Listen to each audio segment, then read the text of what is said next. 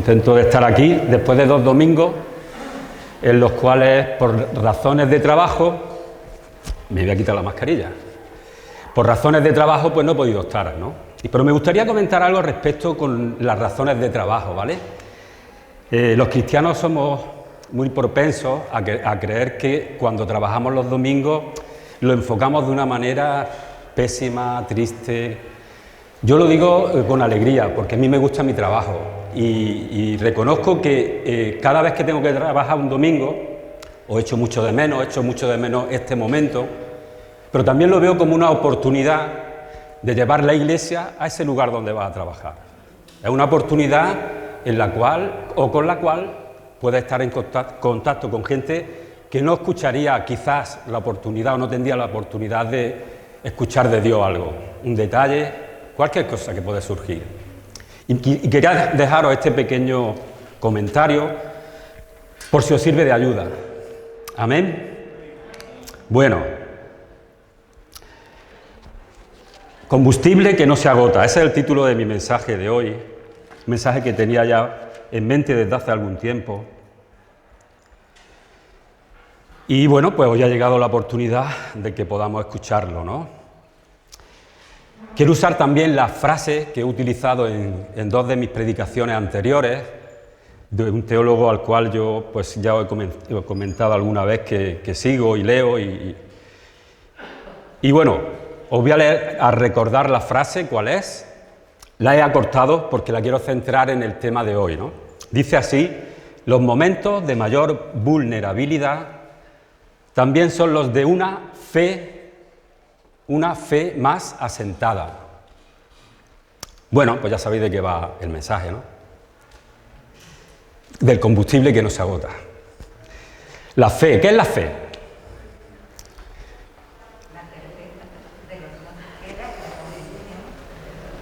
Amén.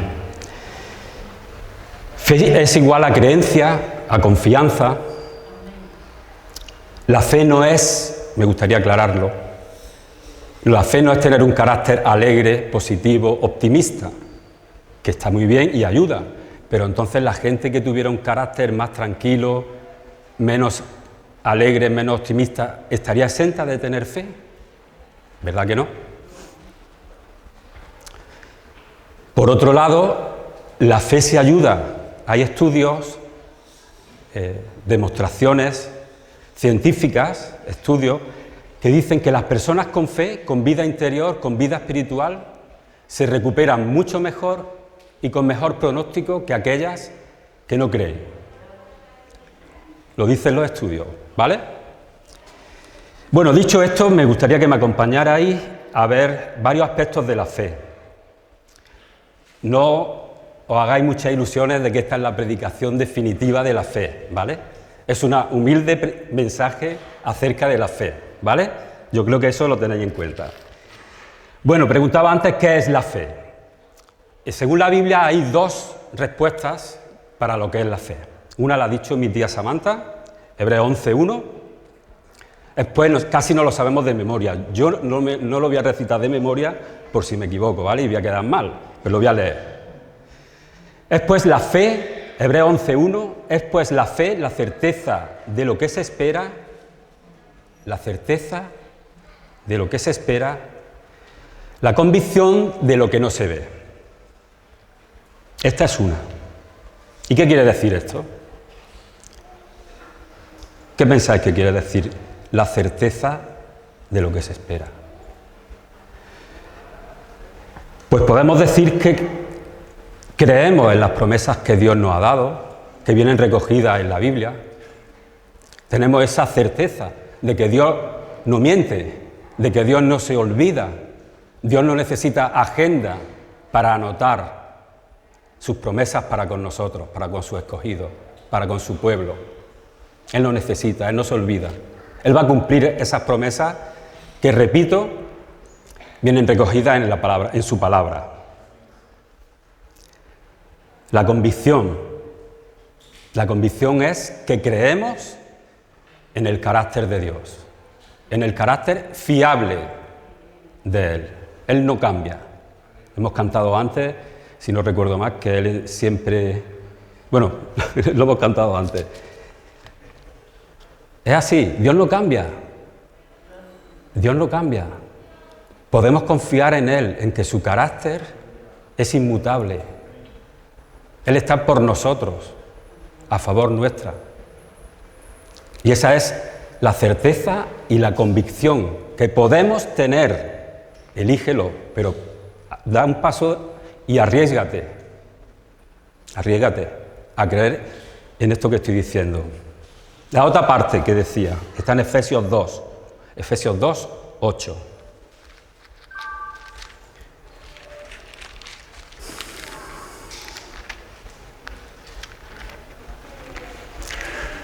Dice, porque por gracia sois salvos por medio de la fe, y esto no de vosotros, pues es don de Dios. Aquí habla de dos cosas, de dos regalos, dos dones, dádivas de Dios, la salvación y la fe. Y ambos provienen de Él. Ambos provienen de Él. ¿Qué supone que nos dan cuando nos dan un regalo? ¿Qué hacemos cuando nos dan un regalo? Lo agradecemos, ¿verdad? No pagamos por ese regalo. Está mal, ¿verdad? Que alguien te llegue con ilusión, te dé algo y le digas cuánto te debo. Está feo, ¿verdad? Abre el envoltorio, todo eso, no está bien, ¿verdad? Pues es igual. Tenemos que darle gracias a Dios, agradecer a Dios por estos dos regalos que nos hace. Voy a beber un poco de agua y seguimos. Como decía, por un regalo no se puede ni se debe pagar.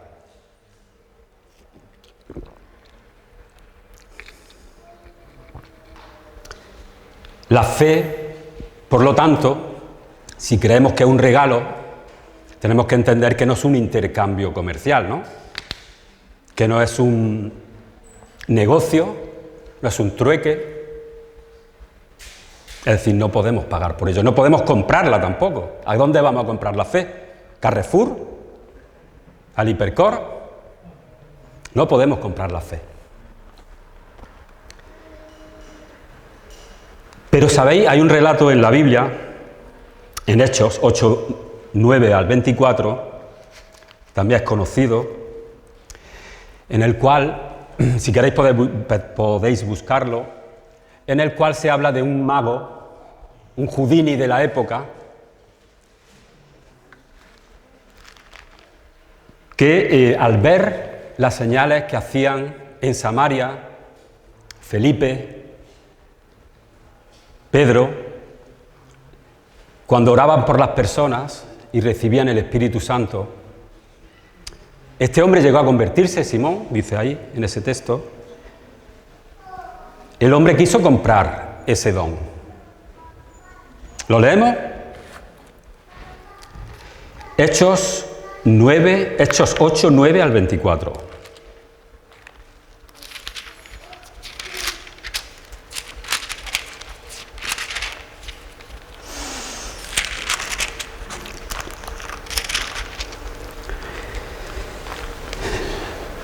Había entonces, Hechos es 8, 9, perdón, me he ido un poco hacia atrás.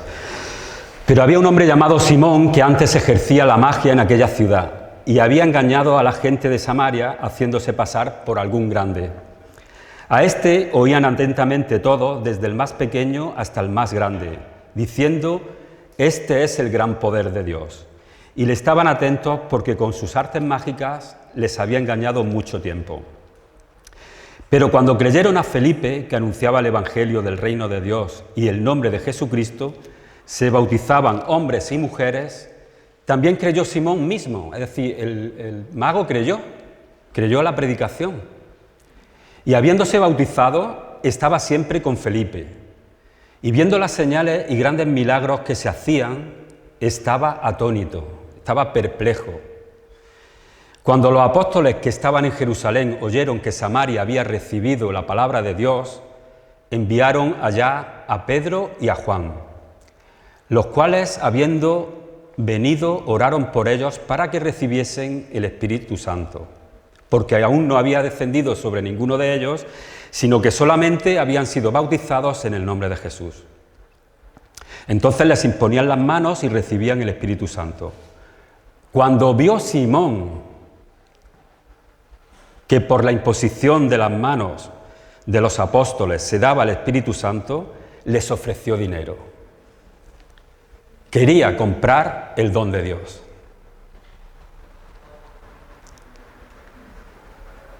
Diciendo, dadme también a mí este poder para que cualquiera a quien yo impusiere las manos reciba el Espíritu Santo.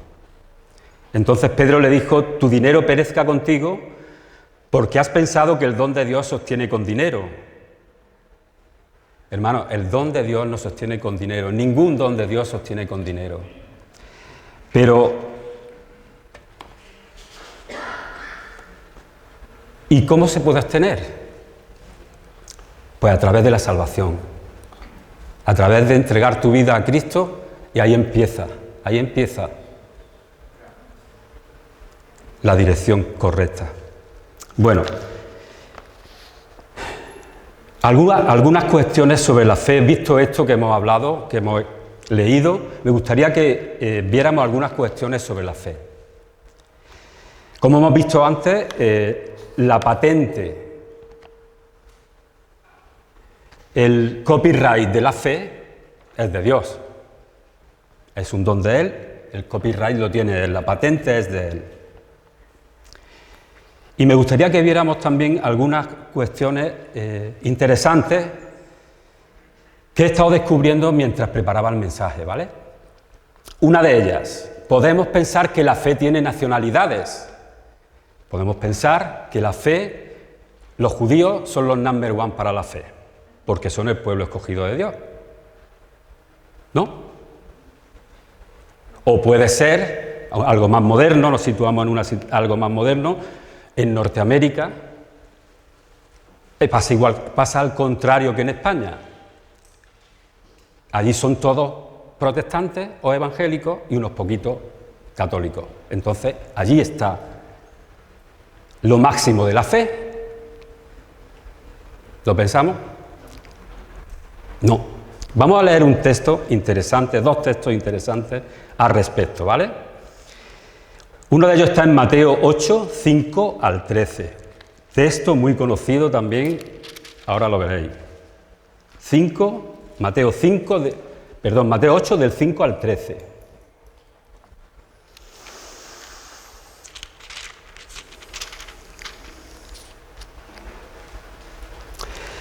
Estando Jesús en Capernaum, vino a él un centurión rogándole y diciendo, Señor, mi criado está postrado en casa, paralítico, gravemente atormentado. Y Jesús le dijo, yo iré y le sanaré. Respondió el centurión y dijo, Señor, no soy digno de que entres bajo mi techo. Solamente di la palabra y mi criado sanará. Porque también yo soy hombre bajo autoridad y tengo bajo mis órdenes soldados. Y digo a este, ve y va, y al otro ven y viene, y a mi siervo haz esto y lo hace. Al oírlo Jesús se maravilló y dijo a los que le seguían, de cierto os digo que ni aun en Israel he hallado tanta fe. Es curioso, hermanos, ver cómo un centurión, un capitán del ejército, opresor, dominador, impuesto, maravilla a Jesús. ¿No os parece fuerte? A mí me lo parece.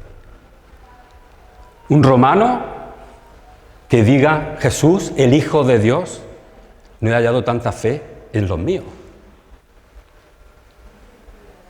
La fe está al alcance de todos. Y una cosa también a tener en cuenta, el trato que este hombre dio a Jesús. Sabía que si iba a casa de él, diría, claro, si es que tiene mando, manda hasta en Jesús. Supo guardar la soberanía de Jesús, este hombre, delante del pueblo, delante de la sociedad en la que estaban. Supo reconocer la autoridad de Jesús, que era superior a la suya, muy superior a la suya. Amén. Hay otro texto interesante un poco más adelante, Mateo 12, 21. Mateo 12, 21 al 28.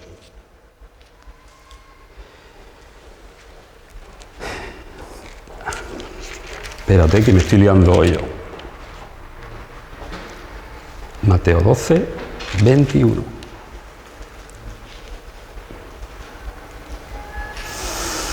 Bueno, pues no. Bueno, el texto habla, creo que lo he anotado mal, de esta mujer cananea que se acerca a Jesús y, bueno, mantiene un diálogo con él. Esta mujer era cananea, era gentil, no era judía, y le está diciendo a Jesús, el 15, 12, 15, ¿no? No, el 15, 21, perdón, he anotado mal el 2 por el 15, vale. Prefiero que lo leamos, ¿vale? Saliendo Jesús de allí se fue a la región de Tiro y de Sidón, y he aquí una mujer cananea que había salido de aquella región clamaba diciéndole: Señor, hijo de David, ten misericordia de mí. Mi hija es gravemente atormentada por un demonio. Pero Jesús no le respondió palabra. Entonces, acercándose, sus discípulos le rogaron diciendo: Despídela, pues da voces tras nosotros. Él respondiendo dijo: No soy enviado sino a las ovejas perdidas de la casa de Israel. Entonces ella vino y se postró ante él diciendo: Señor, socórreme. Respondiendo él dijo: No está bien tomar el pan de los hijos y echarlo a los perrillos. Y ella dijo: Sí, Señor, pero aun los perrillos comen de las migajas que caen de la mesa de sus amos. Entonces respondiendo Jesús dijo: Oh mujer, grande es tu fe, hágase contigo como quieres. Y su hija fue sanada desde aquella hora.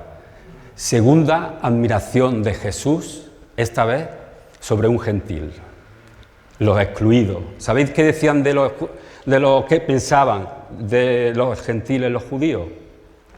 Lo voy a leer, ¿vale? Para un judío decir o escuchar la palabra gentil era como decir un pueblo que no es pueblo, pensaban de los gentiles, un pueblo que no es pueblo, o pueblo insensato.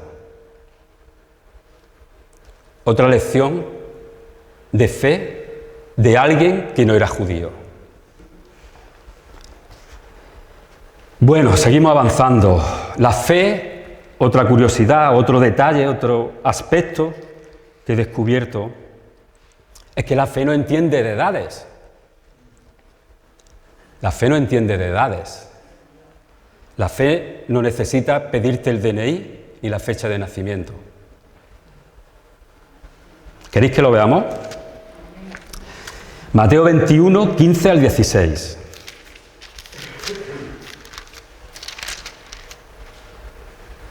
Habla este texto de la entrada triunfal de Jesús en Jerusalén, donde echó del templo a los cambistas. En fin, un episodio importante. 21, 15 al 16. Pero los principales sacerdotes y los escribas, viendo las maravillas que hacía y a los muchachos aclamando en el templo y diciendo: Hosana al Hijo de David, se indignaron. Los que entendían de religión, los que más sabían de religión, se indignaron porque vieron a un grupito de jóvenes, de muchachos, alabar a Dios. Alabar a Jesús, mejor dicho, en este caso. Dijeron Hosana. Sabemos que la expresión Hosana es una exclamación de alabanza, pero que a la misma vez lleva esa palabra el reconocimiento de que Jesús es el Mesías. Es decir, los niños, los chavales, estaban reconociendo en Jesús al Mesías. Pero los que sabían de religión, los que sabían de la Biblia de pe a pa, no lo reconocían. Es llamativo, ¿verdad? Y le dijeron, oye lo que estos dicen. ¿Oye lo que estos dicen? Y Jesús les dijo, sí, ¿nunca leísteis de la boca de los niños y de los que maman, perfeccionaste la alabanza? La fe no necesita la experiencia, no necesita muchas veces de mucho contenido, de mucho conocimiento. Muchas veces los jóvenes, desde su forma poco solemne de acercarse a Dios quizás, desde su forma un poco menos preparadas, más informales, más naturales,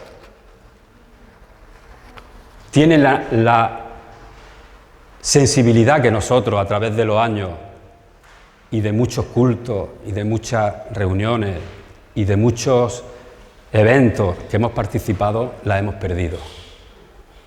O saben captarla mejor que nosotros, los más mayores. La fe no entiende de edades.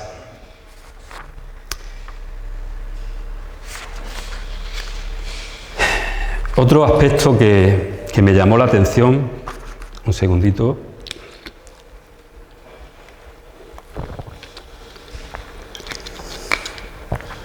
Otro aspecto que me llamó la atención mientras preparaba el mensaje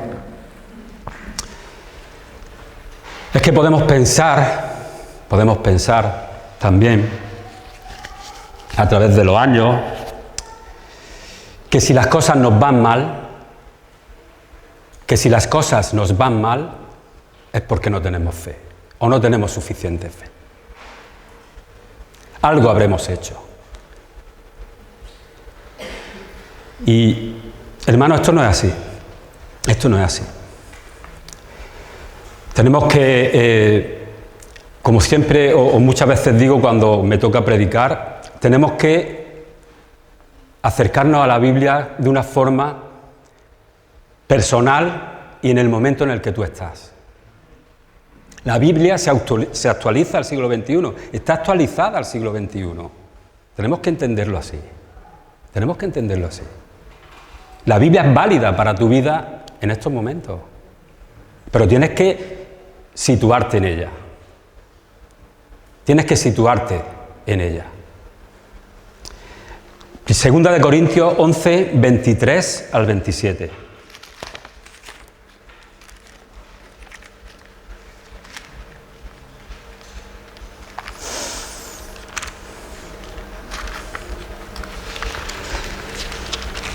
Once, 23 al 27. Está hablando Pablo aquí, está defendiendo su ministerio, dice el título de este capítulo. ¿Son ministros de Cristo? Como si estuviera loco hablo. Yo más, en trabajos más abundantes, en azotes sin número, en cárceles más, en peligros de muerte muchas veces. De los judíos 5 veces he recibido 40 azotes menos 1, 39.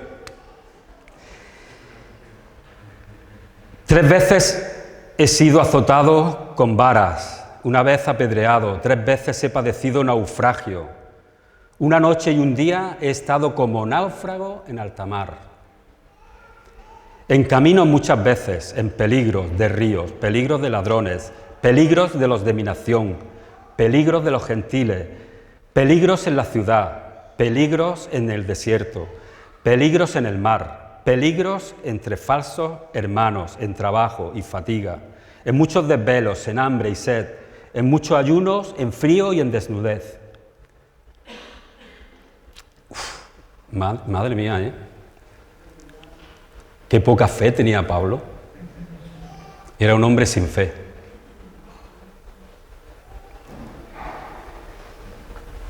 Todo lo contrario, es la fe lo que le llevó a soportar esto. Lo que le llevó a querer pasar por toda esta serie de cuestiones tan difíciles que hoy en día cualquiera de ellas nos dejaría listos a cada uno de nosotros. La fe es mucho más que lo que nos pueda estar pasando en estos momentos en nuestra vida. Es mucho más, porque si no, ¿qué esperanza tenemos? ¿Qué esperanza tenemos? Si nuestra fe se mide en cómo marcha esta sociedad caída, nuestra fe es igual que lo que hay aquí abajo, lo que nos ofrece la sociedad, ¿verdad? No tendría sentido. No miremos las circunstancias y digamos qué poca fe tengo. No miremos las circunstancias. Esta sociedad es compleja. Es una sociedad compleja, una sociedad complicada.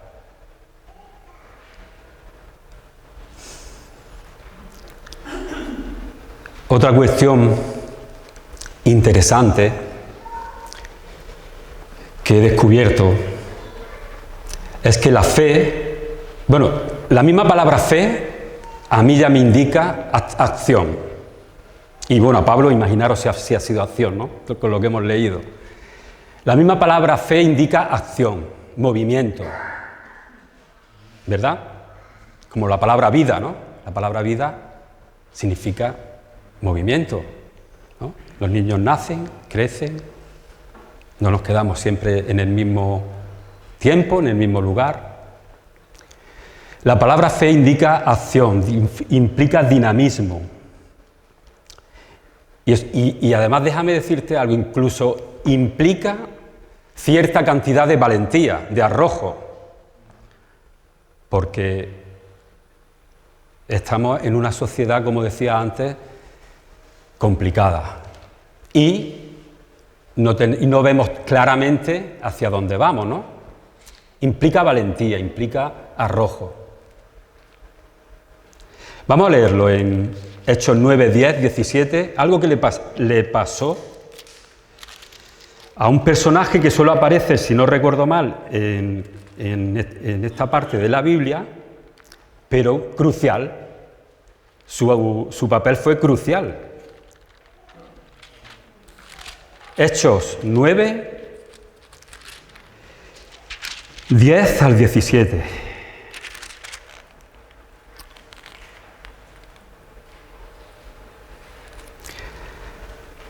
Habían entonces en Damasco un discípulo llamado Ananías. A este me refiero. Creo que no aparece mucho más en la Biblia, ¿verdad? Ananías. Pero jugó un papel crucial, ¿no? Ahora que sabéis quién es, ¿verdad? También lo pasaría mal el hombre, ¿verdad? Cuando Dios le dijo que fuera a hablar con Pablo, entonces todavía era Saulo de Tarso, con lo que eso suponía. Vamos a leerlo.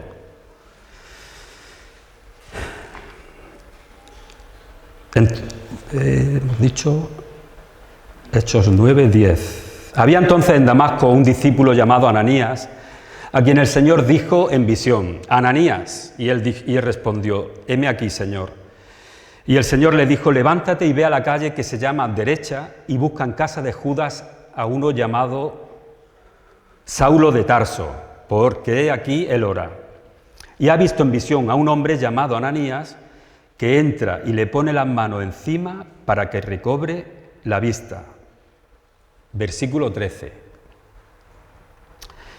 Entonces Ananías respondió: Señor, he oído de mucho acerca de este hombre, cuántos males ha hecho a tus santos en Jerusalén.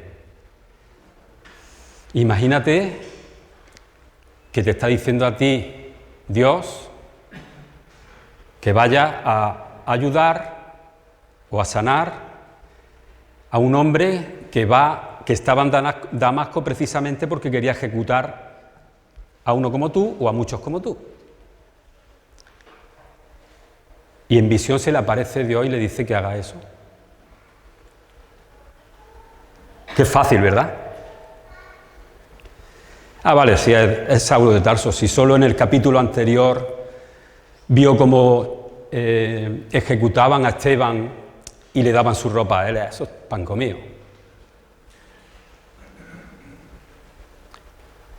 Yo me imagino que aunque Muchas veces nos dice Dios que hagamos algo cuando es algo que nos está superando o que es complicado. No lo pensamos, ¿verdad? No lo pensamos. Decimos, Saulo de Tarso, madre mía. ¿Y si hay alguien más con él? ¿Hay 2 o 3 más con él? ¿Y me capturan? ¿Y me meten en la cárcel? Bueno, si me meten en la cárcel, lo malo es que me torturen o me apedreen. Bueno, yo voy ahí a la calle derecha, por el lado más largo, por si acaso Dios me dice, oye, que es mentira, que era una broma.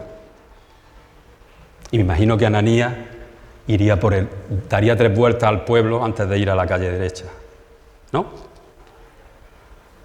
La fe requiere dinamismo, requiere un riesgo, si queremos ver cómo Dios nos bendice, nos ayuda, nos abre puertas.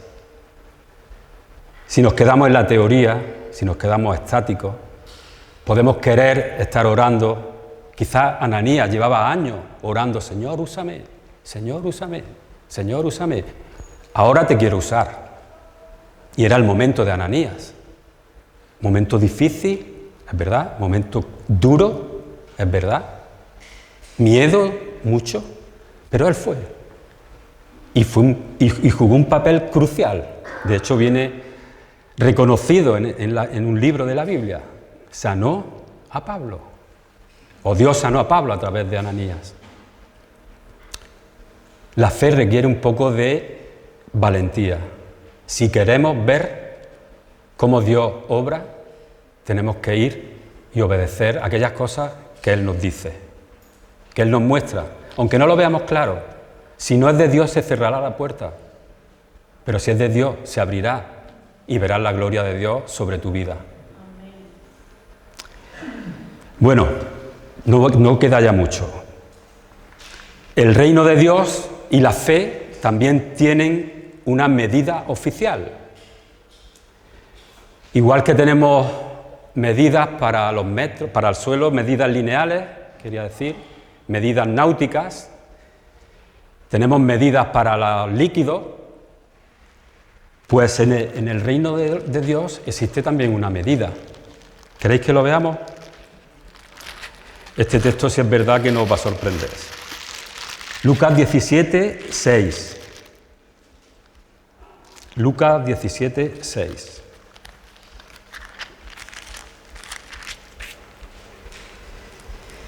Entonces el Señor le dijo, si tuvierais fe como un grano de mostaza, podríais decir a este sicómoro, desarráigate y plántate en el mar, y os obedecería.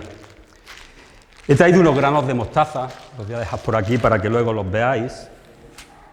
Es que no puedo enseñarlos con el dedo porque es que no se ve. Pero mira, qué chiquitito, luego los podéis coger de ahí si queréis. ¿Crees que tú tienes esa medida de fe? ¿Crees que eres capaz de tener esa medida de fe? Este es el mínimo, ese mínimo el que te pide Dios que tengas. ¿Crees que puedes tenerlo? Fíjate con qué poca cantidad de fe puedes mover un sicómoro, un árbol. Supongo que un árbol grande. Un reto aparentemente fácil que nos hace Dios, ¿verdad? Si tienes fe, como un grano de mostaza, que ya os digo, está aquí atrapado, que no se puede no hace ni bulto,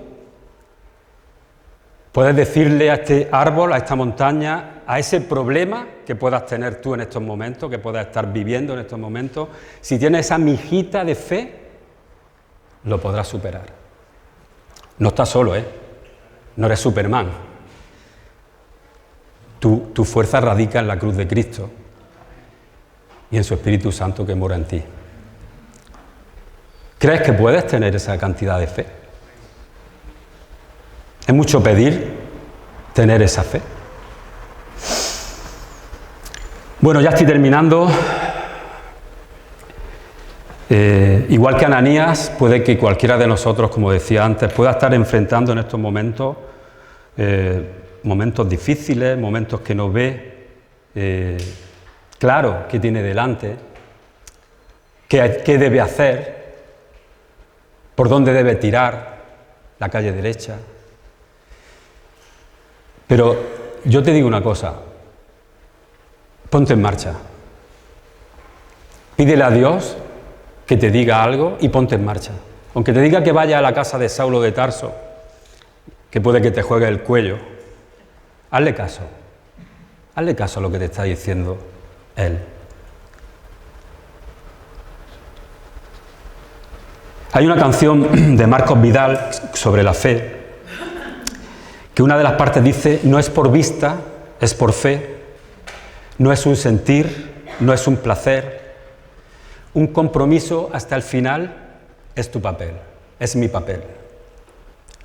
Y si le miras solo a Él, comprenderás la realidad. Y lo último termina: Él te sostendrá, Él te va a sostener.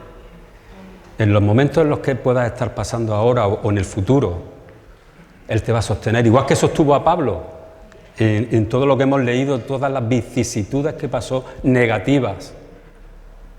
El que lo sostuvo fue Dios, que lo sostuvo fue Dios. No es que Pablo fuera al gimnasio todos los días 8 horas y fuera un cuadrado, ¿no? Fue Dios el que sostuvo a Pablo en medio de tanta tribulación. También encontré, mientras preparaba este mensaje en mi Biblia, los cristianos usamos la Biblia también un poco como bolsito de guardascosas, ¿verdad? Papeles. Encontraba una nota que me imagino que tomaría de alguna predicación o de algún lugar y que me pareció interesante compartir con vosotros, ¿no?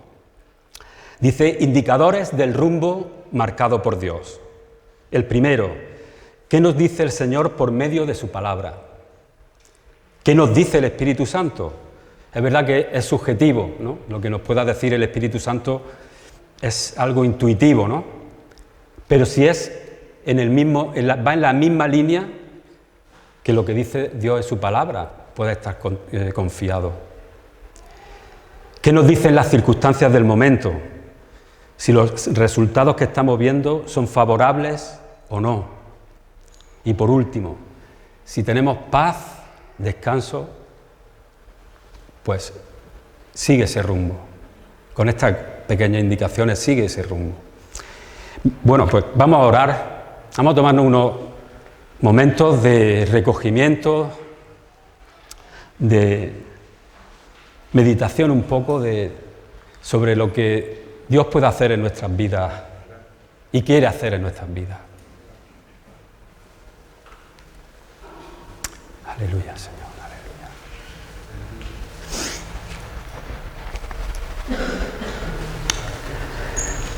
Aleluya, Padre, queremos darte las gracias, Dios mío, porque tú eres bueno, porque tú, los regalos que nos das